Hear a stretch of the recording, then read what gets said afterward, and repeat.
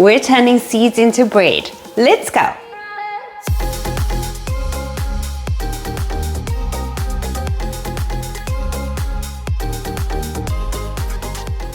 This is such a fun experiment for you to try at home, where you turn seeds into bread using about 5 ingredients. First, we'll turn our seeds into butter and just use eggs, baking powder, and sweetener to make bread. It sounds crazy and it sounds like it doesn't work, but it does, trust me. Other fun facts about this recipe is that it's gluten-free and sugar-free. The nutritional information and your shopping list is listed in the description box. Let's get into the recipe now.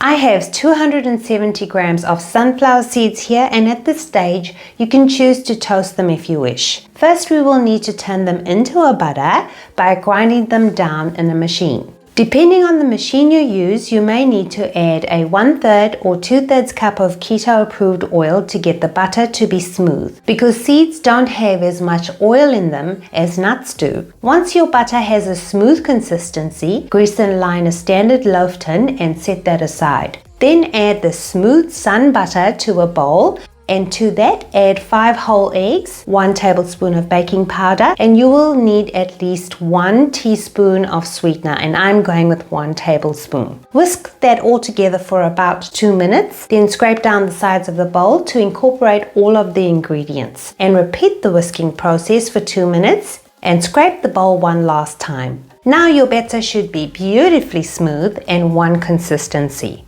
Do give it a stir to knock out some of the air bubbles, then pour the entire batter into the lined loaf tin. Smooth out the surface by tapping the tin on your counter and cover with foil, creating a tenting effect.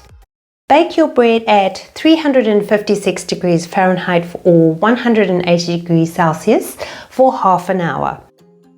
Remove from the oven, and you can add more sunflower seeds and bake for another 5 to 10 minutes. Let the bread cool, then remove from the tin, and this is how it looks underneath. And let's check out the inside. As I cut into it, you should be able to see how soft it is.